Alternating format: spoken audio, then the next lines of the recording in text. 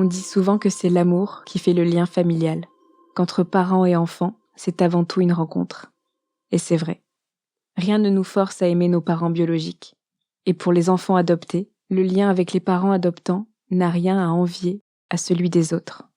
Pourtant, quelle que soit cette relation, sa force, sa qualité, il arrive que certains ou certaines ne peuvent se retenir de penser que quelque part, il y a une autre famille, d'autres visages. Ceux d'une mère, d'un père, d'un frère ou d'une sœur. Ainsi, certains enfants adoptés partent à la recherche de leurs racines. Un chemin parfois long et compliqué. Celui de Marine l'amènera jusqu'à Fortaleza, au Brésil, où obsédée par cette absence, partout, tout le temps, dans la rue ou à la télé, elle cherchera le visage de sa mère. Vous écoutez le 119e épisode de Transfert, produit et réalisé par Slate.fr. Une histoire racontée au micro de Rudy Saada.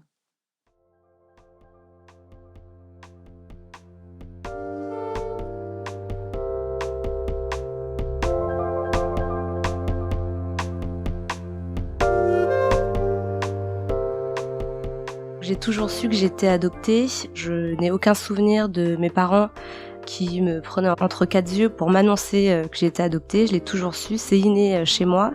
Et pour ma sœur également, parce qu'elle a été aussi adoptée. On est nées au Brésil, toutes les deux, mais de familles différentes. Moi, je suis née à Fortaleza et elle est née dans une petite ville de l'état de Bahia. Mes parents m'ont toujours parlé du Brésil. Ils nous ont amené cette culture dès l'enfance avec de la musique brésilienne, de la bossa nova le dimanche après-midi. Ma maman faisait aussi à manger brésilien pour nous faire comprendre qu'on venait du Brésil. Je me rappelle aussi que quand j'étais petite, quand elle voyait un avion dans le ciel, elle me disait tout le temps, regarde Marine, cet avion, il va sûrement au Brésil ou alors il en vient. J'ai toujours eu des livres sur le Brésil avec des très beaux livres avec des belles images parce qu'il fallait imager ce pays. J'ai aussi eu mon dossier d'adoption dans ma chambre qui a été mis à disposition et ma mère m'a dit, il est là à ta disposition, si tu veux le consulter, tu peux, tu n'es pas obligé. Et si tu as des questions, on est à ta disposition pour y répondre. Mais quand tu seras prête et quand tu le voudras, tu pourras regarder toutes les infos. C'est ta petite histoire à toi et c'est les seules infos qu'on a à ton sujet pour l'instant. L'adoption n'a jamais été un tabou. Au contraire, plus on en parlait, plus c'était sain et on se sentait très bien comme ça. C'est eux qui nous en parlaient plus que nous d'ailleurs. Mes parents, ils sont pas du tout brésiliens. Ils ont juste aimé le Brésil puisqu'ils avaient voyagé avant. Et quand la question de l'adoption internationale s'est posée pour eux, ils se sont tout de suite tournés vers le Brésil parce que pour eux c'était une culture très belle et très solaire et ils voulaient adopter des enfants issus du Brésil. Ma sœur a été adoptée 3 ans avant moi et quand ils ont lancé la démarche pour moi, ils ont attendu 3 ans aussi et ils sont venus me chercher tous les 3 dans mon orphelinat à Fortaleza. J'étais nourrisson, j'avais quelques mois à peine et quand ma mère m'a vue pour la première fois, elle m'a tendu les bras et c'était naturel. Elle m'a toujours dit qu'elle m'avait toujours aimée et la première fois qu'elle m'a vue, c'était comme si elle accouchait en fait. L'amour est venu naturellement. Depuis ma plus tendre enfance, je me pose la question de ma ressemblance physique. Je cherche un visage. Je suis un peu obsédée par la ressemblance physique. Je la vois partout. Je la vois chez les autres beaucoup. Dès que je vois des familles, je vois les ressemblances entre les enfants, le père, la mère, et ça me fascine. Je comprends pas pourquoi ça fascine pas les autres, mais moi je reste vraiment bloquée là-dessus. Et du coup, je cherche le mien aussi, je cherche mon visage. Je cherche qu'un visage. L'amour, je l'ai déjà, l'attention, l'affection, les valeurs, je les ai, mais il me manque le miroir de moi, en fait. Un soir, j'avais à peu près 6 ans, ma mère vient me dire bonne nuit et je lui pose une question. Je lui demande un cadeau. Je lui demande si un jour elle sera capable de me trouver ce visage. Et juste une photo, je voulais pas forcément plus à cette période. Je voulais juste qu'elle me trouve une photo Et je me disais déjà que j'allais être plus tranquille avec ça en voyant ce visage. Et elle a été étonnée de cette question parce que j'étais très jeune. Et sa réponse a été que elle a dit si elle pouvait le faire et m'aider, elle le ferait, mais qu'aujourd'hui elle en avait pas la possibilité. Je cherche partout. Dès que je vois des femmes un peu typées latines ou un peu brésiliennes, je fantasme un peu sur ces visages en me disant que ça pourrait peut-être être elle, ma mère biologique, à la télé, dans les films, dans la rue aussi, je suis à la recherche de ce fameux visage. Au fond de moi, je sais que je le verrai, ce visage. Je sais pas trop comment l'expliquer, mais c'est vraiment au plus profond de moi-même, je sais que j'y arriverai en fait. Jamais j'ai posé des questions sur mon père biologique. Jamais. J'ai toujours posé des questions sur ma mère biologique, mes parents le savent, mais sur mon père biologique, jamais ça m'a pas manqué. J'ai pas voulu voir son visage à lui. Il nous amène au Brésil quand je suis en CM2 pour nous montrer nos origines, le pays d'où l'on vient, pour nous montrer aussi qu'on est chanceuse. Ils nous ont montré 2 Brésils, un Brésil plutôt solaire, joyeux, et un Brésil un peu plus pauvre, et c'était volontaire de leur part pour nous montrer qu'on avait de la chance et que c'était pas malheureux d'avoir été adopté, mais que c'était vraiment une chance. Et à ce moment-là, je suis émue de retourner dans ce pays que j'avais tant imaginé à travers les livres qu'on m'avait donnés. Et je découvre, j'observe tout, je me rappelle des odeurs, je regarde beaucoup les femmes brésiliennes pour toujours chercher ce fameux visage. Et ça a été un vrai déclic pour moi, puisque j'avais déjà eu un petit morceau du puzzle qui se refaisait. Donc mes parents m'amènent dans l'orphelinat où ils m'ont récupérée. C'est déjà très très émouvant pour moi. En plus, je vois la directrice de l'orphelinat qui est toujours en place, en fait, qui est toujours là. Elle aussi, elle est très émue de me revoir, parce que c'est rare qu'elle revoie les enfants qu'elle a vus partir. Et c'est hyper émouvant, et c'est déjà extraordinaire pour moi de revenir sur ces pas. En fait, mes parents me rappellent tout le temps durant ce voyage qu'on a de la chance. Et que, effectivement, c'est une démarche d'amour de la part de ma mère biologique de m'avoir abandonnée pour me laisser l'opportunité de bien vivre. Et ça, c'est la ligne directrice du voyage au Brésil quand j'étais en CM2.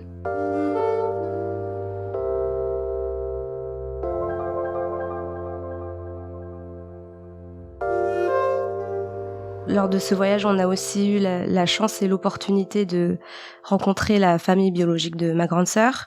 C'était irréel pour moi, sachant que on s'y attendait pas, hein. Tout c'était vraiment très opportuniste de les rencontrer. Quand je vois la famille de ma sœur, la première chose que je me dis, c'est fou comme ils se ressemblent tous. Et c'est très émouvant, c'est beau comme moment. Et ça me confirme que moi aussi, je le verrai, j'aurai cette chance aussi un jour, mais je sais pas comment l'expliquer. Je sais juste que elle vit ça aujourd'hui, mais que moi, quelques années plus tard, je le vivrai. Donc le moment est très joli, il y a beaucoup d'émotions, on est tous en train de pleurer, sauf que à un moment donné, la mère biologique de ma sœur demande à ma mère si elle peut la garder. Et donc on lui explique gentiment que ça ne se passe pas comme ça, que maintenant elle a été adoptée donc du coup par mes parents. Et cette scène un peu difficile a semé le doute en moi, et je me suis dit que si un jour je revoyais ma famille biologique, je serais peut-être confrontée à ça aussi. Voilà, ça m'a un peu bloquée peut-être pour la suite. Quand on est revenu du Brésil, je suis complètement changée. En tout cas, mon entourage me le dit, même à l'école, ça se ressent aussi. Je suis très vite déléguée de classe, j'ai beaucoup d'amis au collège. Je me sens mieux dans ma peau, je suis moins timide puisque j'étais une enfant plutôt discrète. Et là, je me sens déjà plus forte, plus sûre de moi.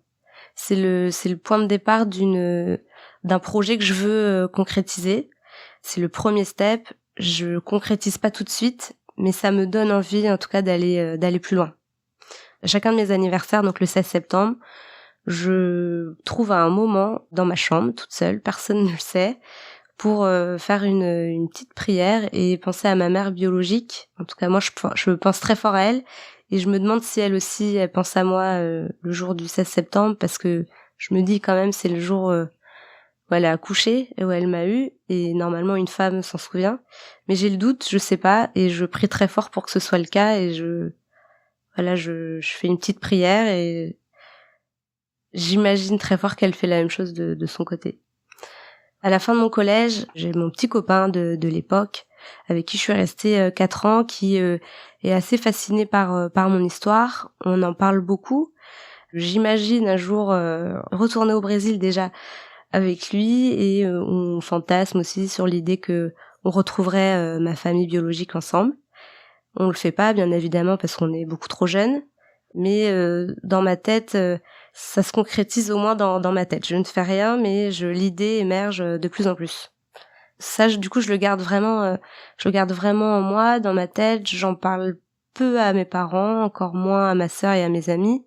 Avec l'adolescence aussi, on se fait un peu plus de nœuds au cerveau, donc je commence un peu à me renfermer sur moi-même avec ce sujet qui a toujours été très ouvert en plus dans ma famille.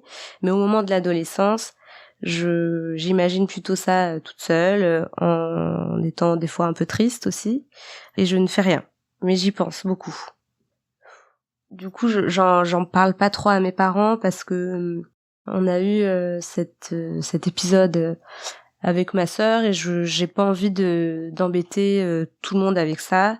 Je me dis qu'on l'a fait une fois et que c'était très bien, mais que je me dis que je ferai la démarche pour moi et que je le ferai quand je serai adulte. À ce moment-là, j'ai plutôt envie de faire passer un message à ma mère biologique. Je veux absolument la rassurer. Je voudrais lui dire que je vais bien, qu'elle a fait le bon choix, que je suis dans une super famille qui me donne tout ce dont j'ai besoin. Voilà, je veux absolument lui dire que c'est positif et qu'elle n'a rien à regretter et que je suis heureuse. Vers 14-15 ans, je dirais, j'ouvre le dossier d'adoption qui est dans ma chambre. Tout est en portugais, je comprends pas toutes les infos et donc je demande à ma mère si elle a plus d'infos à me donner ou elle peut m'aider à comprendre ce qu'il y a dans ce dossier.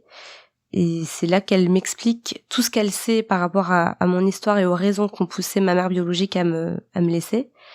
Elle m'explique que ma mère biologique était femme de ménage dans une boulangerie à Fortaleza, une boulangerie qui marchait pas très bien dans un quartier populaire, donc une boulangerie presque en faillite en plus.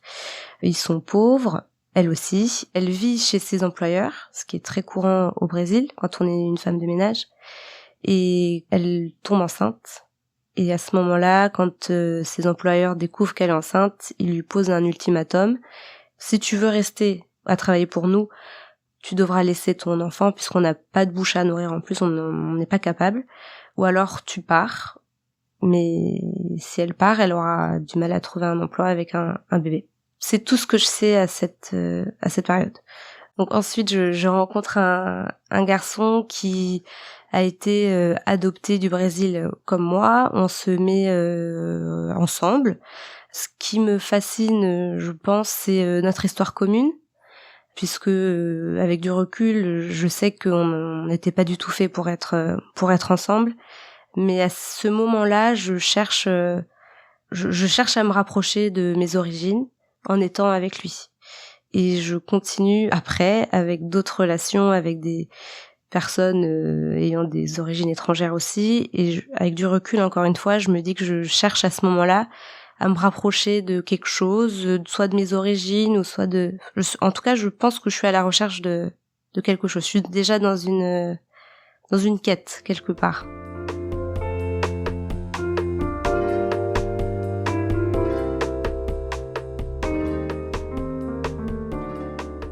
Quelques années plus tard, je rencontre un garçon qui s'appelle Simon, qui m'aide beaucoup. Pour moi, c'est une évidence, c'est un coup de foudre. Il cicatrise les relations néfastes que j'ai eues auparavant. C'est quelqu'un qui me fait beaucoup rire, qui me rassure, qui me fait être moi-même. et avec lequel je me projette énormément. Donc rapidement, on se met en couple, on s'installe ensemble et je lui parle du coup de mon histoire, on fait connaissance. Il est aussi fasciné par ça, il trouve ça assez touchant et pour la première fois de ma vie, j'ai envie de concrétiser le projet, mais avec lui, parce que je sais qu'avec lui, si ça se passe pas bien, j'ai une épaule solide sur laquelle je peux me reposer. Donc ensuite, je décide de faire des cours de portugais brésilien à Paris.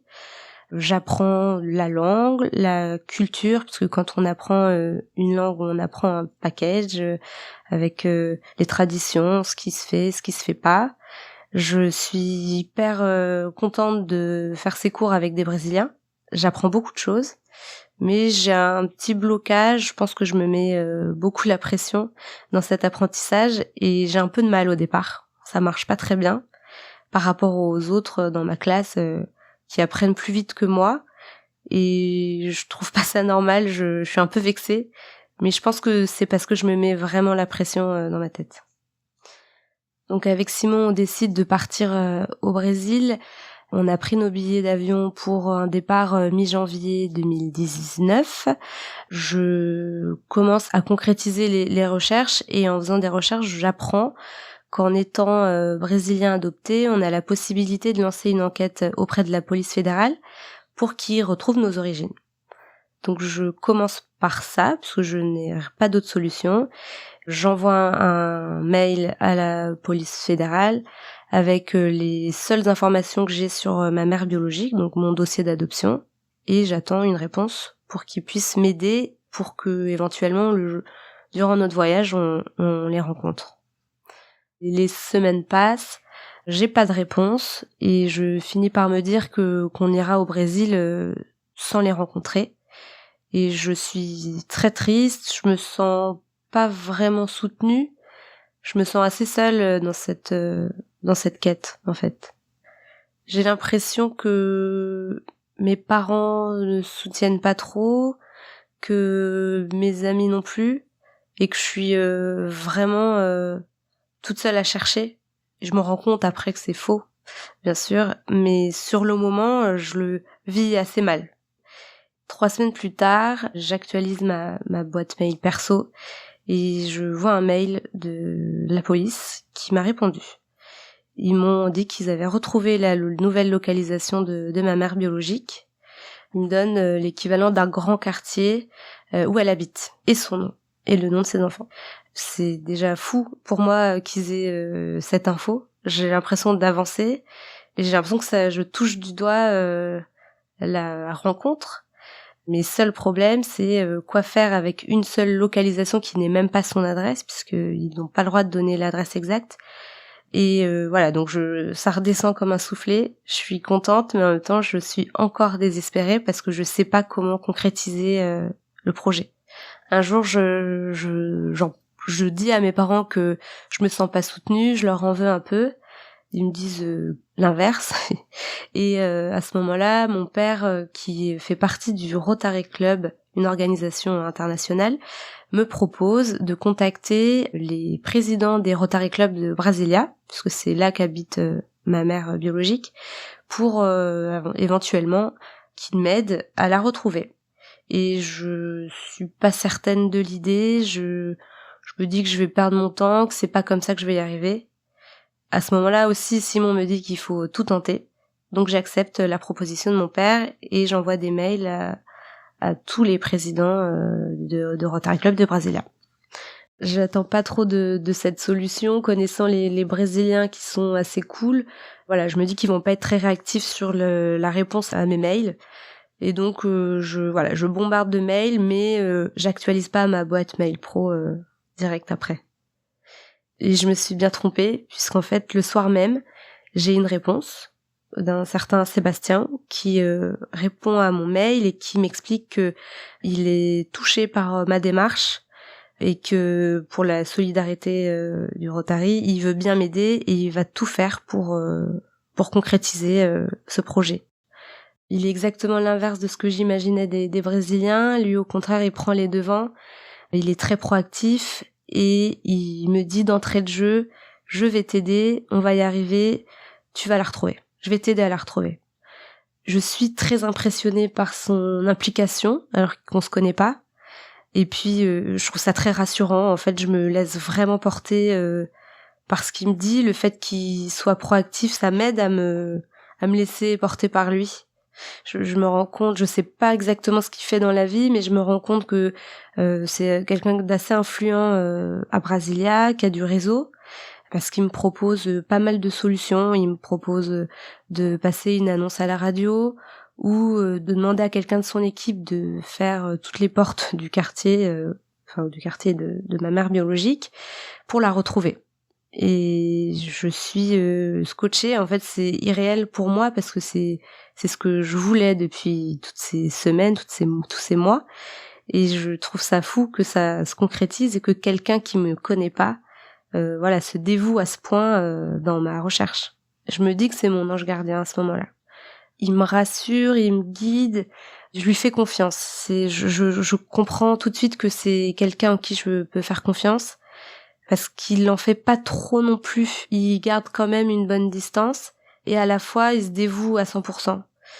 Mais on se rend compte que le message à la radio n'a pas fonctionné, et tout de suite il passe à l'action 2 et me propose de faire du porte-à-porte. En tout cas, il demande à quelqu'un de son équipe de le faire. Quelques jours plus tard, il m'envoie un message sur WhatsApp en me disant Marine, on a trouvé une certaine Maria qui s'est dit se reconnaître dans l'histoire qu'on lui a racontée, et elle est OK pour venir me voir, et je la vois demain. Il me confirme qu'elle habite à Águas Lindas, une petite ville à côté de Brasilia, et il en dit pas plus, ni à elle ni à moi. Il laisse semer le doute. Juste il lui propose de venir dans ses bureaux, et il lui dit qu'il a quelque chose à lui dire. En tout cas, la personne de son équipe dit à Maria que Sébastien la convoque pour lui parler. C'est déjà fou pour moi qu'il ait réussi à la contacter, à la voir, et je me dis que enfin, je vais pouvoir lui dire tout ce que j'ai voulu lui dire, et lui poser toutes les questions aussi que je veux lui poser. Je réalise pas trop je réalise pas trop ce qui m'arrive. Je trouve ça déjà fou, ultra positif, mais très vite, j'ai peur qu'elle ne veuille pas me contacter ou me voir ou entendre mes questions. Donc le jour de la rencontre entre Sébastien et Maria me paraît très très long, surtout que je ne sais pas du tout à quelle heure ils vont se rencontrer. Donc je check mon WhatsApp toutes les 5 minutes. Je relance Sébastien en lui demandant si ça va, s'il l'a vu. Il me répond pas. Je vois qu'il lit mes messages sur WhatsApp, mais il me répond pas. Et là, je me dis que c'est sûr, elle veut pas me voir, et qu'en fait c'est tellement long à expliquer et douloureux qu'il peut pas me répondre tout de suite, mais qu'il me répondra après en m'expliquant longuement le pourquoi elle a pas voulu prendre contact avec moi. Sébastien finit par me répondre. Il me dit « Maria est venue accompagnée de ses 2 enfants, de sa grande sœur et de sa nièce. Elle a beaucoup pleuré quand elle a su que tu la cherchais. Elle a hâte de te rencontrer. Elle m'a expliqué en détail les raisons de sa démarche, mais elle veut te l'expliquer elle-même quand tu la verras, et ils vont t'organiser une grande fête à ton retour. » Je pleure énormément quand je lis ce message, c'est inouï. C'est fort d'émotion, je réalise même pas trop en fait déjà tout ça, c'est déjà improbable dans ma tête. Je pleure, j'ai hâte, je restresse parce que là je me dis que ça va se concrétiser, que je vais vraiment la voir. Mais je suis déjà très soulagée parce que je sais que elle veut me voir et qu'on va enfin pouvoir communiquer et se dire les choses qu'on avait à se dire depuis toutes ces années. Et avec ce message, j'ai aussi une photo d'elle, de ses enfants, de ma tante, du coup, et de ma cousine. Donc, première fois que je vois toutes ces photos, je les regarde des heures, je zoome, je cherche les ressemblances, les détails. Je cherche tout ce que j'ai toujours cherché, et je vois déjà les ressemblances. Et ça me conforte, ça me réconforte. Ça me fait du bien de voir ça. Elle pleure sur les photos, je le vois qu'elle a les yeux tout rouges encore. Mais je vois déjà des points communs dans le visage. Ça me rassure de savoir qu'elle a pensé à moi. Je suis soulagée de ne pas avoir été oubliée. Et c'est une première réponse. Donc je suis soulagée pour ça, mais je suis stressée du coup par la rencontre qui va venir. J'ai peur que ça fonctionne pas, j'ai peur d'être déçue, j'ai peur qu'elle soit déçue elle aussi, et que ça se passe mal finalement la vraie rencontre. Donc je suis assez stressée par ce voyage.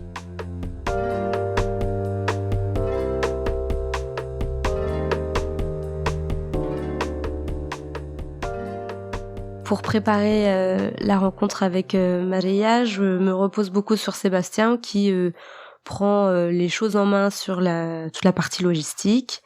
Il me dit qu'il va venir nous chercher à l'aéroport, organiser la rencontre dans mon hôtel, dans un petit salon pour Maria et moi, et réserver aussi une grande salle pour tout le monde, toute la famille, tous les membres du Rotary.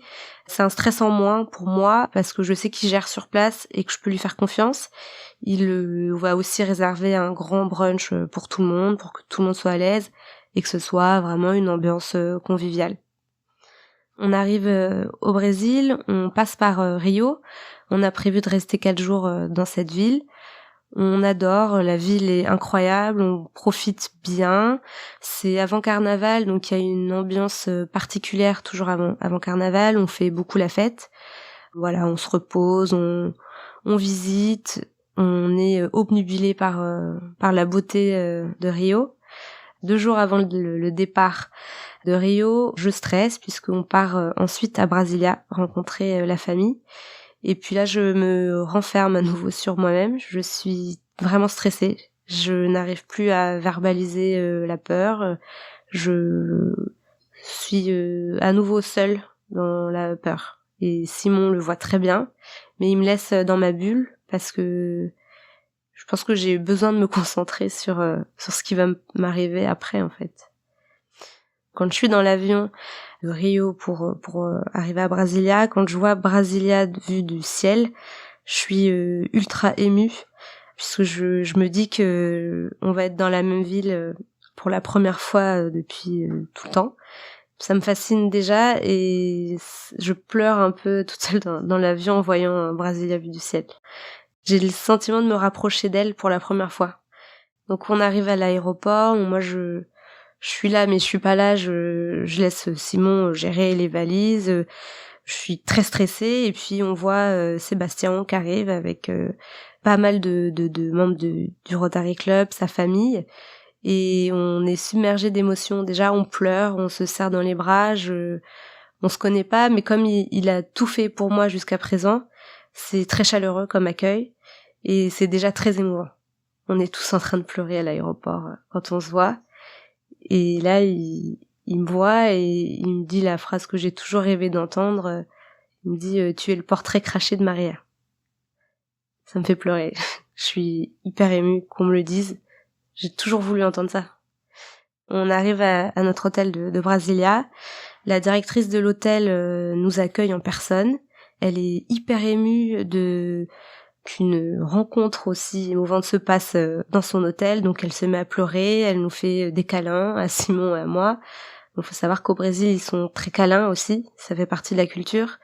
Nous, en tant qu'Européens, on n'était pas habitués, ça nous a fait un peu drôle au départ, puisqu'on a vu la directrice pleurer, les réceptionnistes, tout le monde en fait pleurer quand on est arrivé.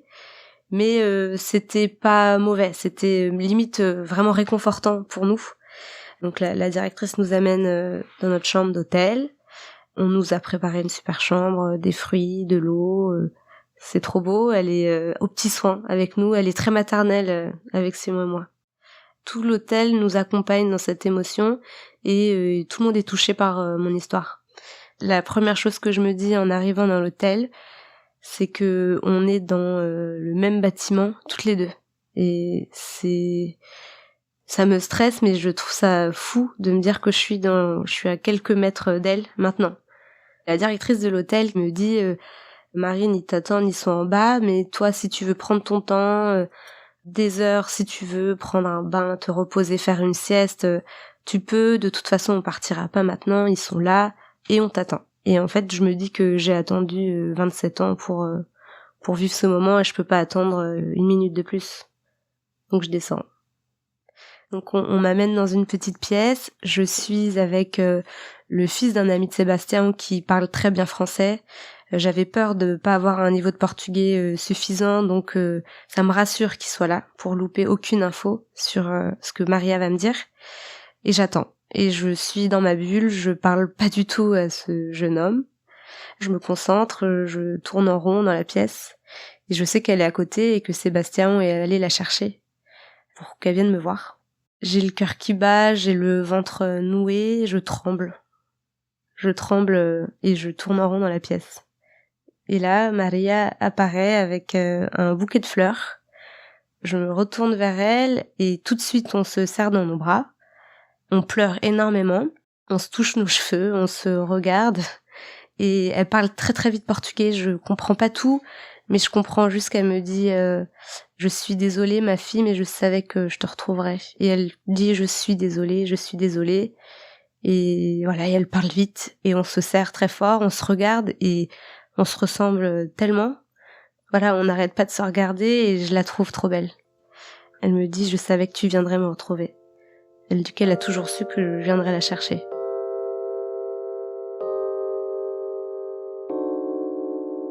On est frappé par la ressemblance parce qu'on fait la même taille, on a la même démarche, on a les mêmes mimiques. Elle est stressée, comme moi. Quand je suis stressée, je me touche énormément les mains. Elle fait exactement la même chose. C'est assez drôle. J'observe tout, sa voix, son sourire. Je l'observe énormément. C'est juste beau comme moment. Il n'y a pas de mauvaise onde. On est toutes les deux heureuses sur un nuage. Et à ce moment-là, j'ai juste hâte qu'elle me dise ce qu'elle a à me dire. Et j'ai hâte moi aussi de la rassurer. Ensuite, on s'assoit autour de la table avec le traducteur. Elle me raconte son histoire. Elle pleure beaucoup.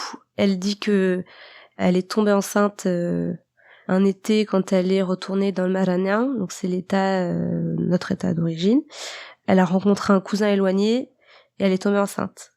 Elle donne pas plus de détails, je sais que ça a l'air très douloureux parce que quand elle en parle, c'était comme si c'était hier. Elle pleure beaucoup, elle me fait mal au cœur parce que je la sens vraiment blessée par cette histoire. Et je cherche pas à creuser et à poser plus de questions là-dessus. Je sais que c'était un accident. Je sens que c'est douloureux pour elle et quand elle évoque mon père biologique, elle pleure, mais à chaudes larmes. Donc c'est des pleurs un peu de colère et de haine, de tristesse. Je me rends vite compte que son histoire à elle a été un drame familial et je comprends aussi pourquoi toute sa famille est aussi impliquée dans notre rencontre. Parce que ça a touché tout le monde à ce moment-là, quand elle est tombée enceinte. Elle m'explique que quand elle a accouché, une des infirmières lui a proposé qu'elle me prenne dans ses bras, et elle a refusé, parce que elle voulait pas me faire de mal, se faire du mal à elle aussi, et surtout elle voulait pas retourner en arrière dans sa démarche. Très vite, elle me parle de mes parents.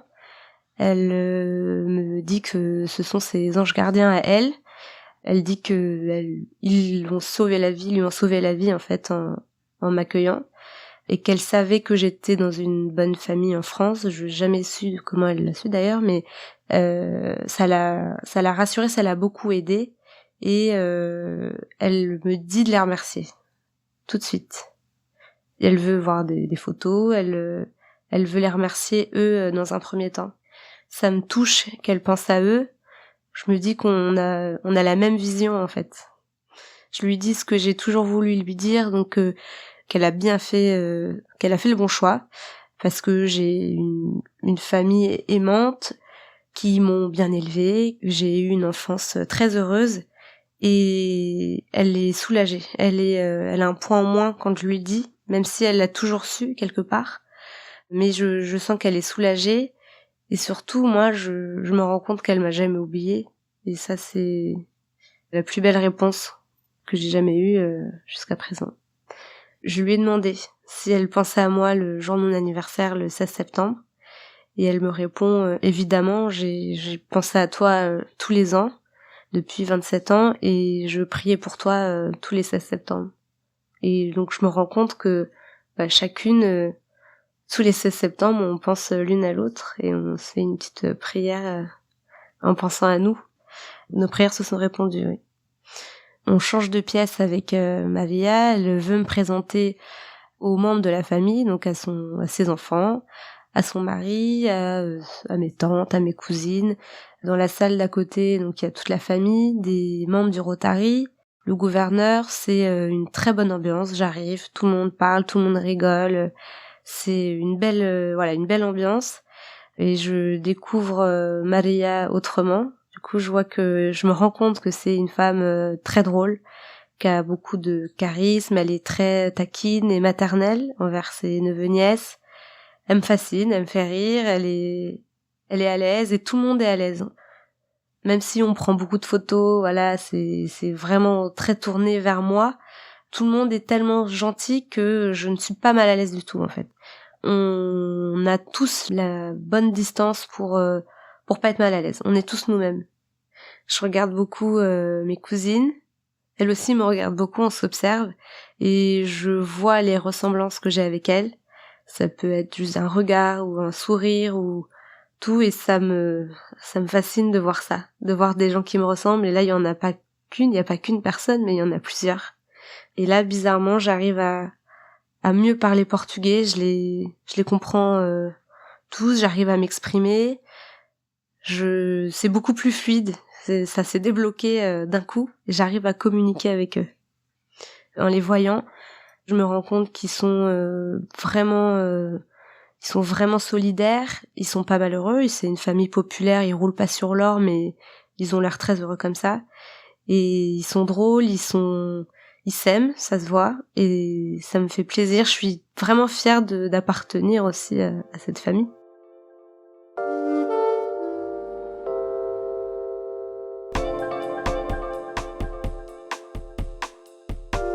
La journée se termine.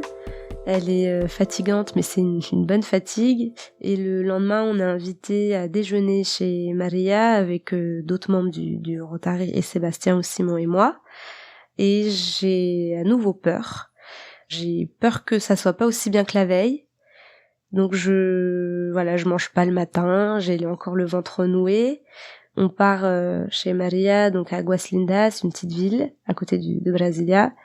Et j'observe tout. J'observe cette ville qui est une ville typique intérieure du Brésil. Je regarde tout. J'observe tout le paysage. Et on arrive dans sa maison, qui est une maison pareil typique d'une ville intérieure du Brésil, pas pauvre. Voilà, une maison populaire. C'est une belle ambiance. J'ai un peu peur, mais j'ai moins peur quand je les vois tous détendus. Ils me mettent à l'aise, ils me détendent. Et on arrive à bien profiter tous ensemble.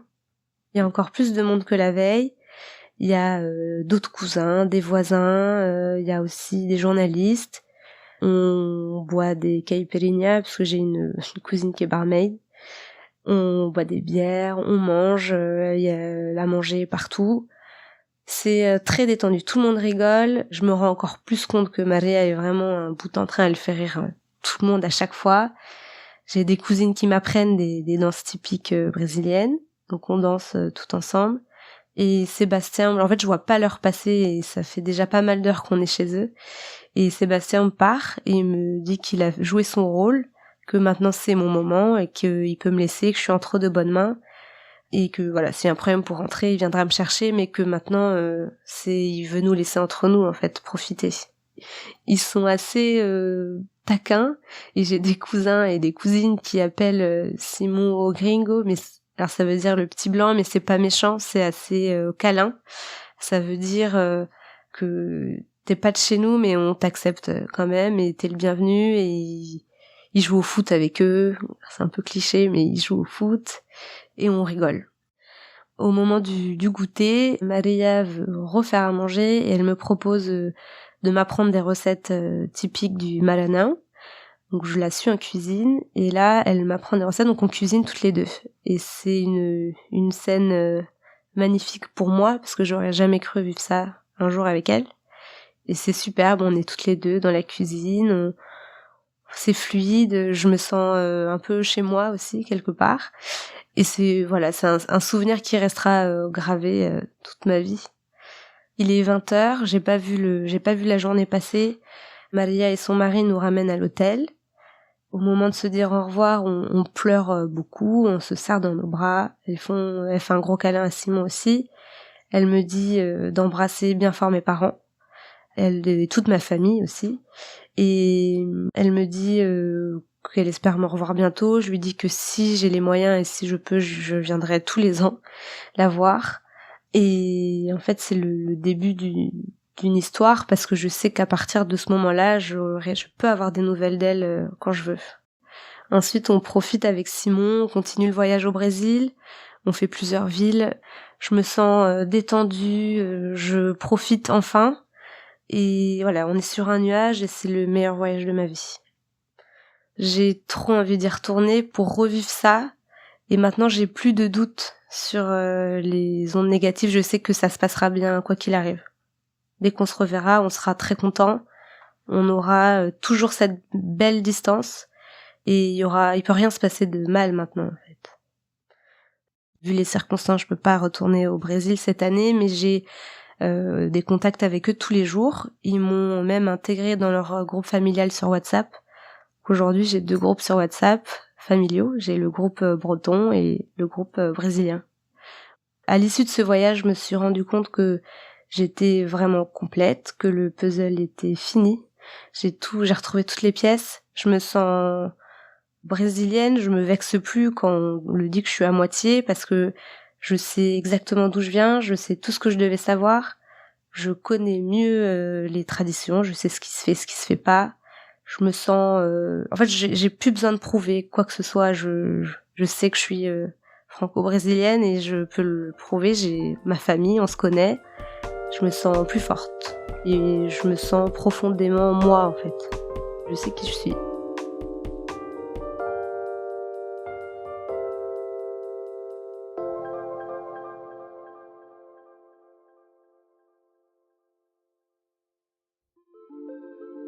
Vous venez d'écouter le 119e épisode de Transfert.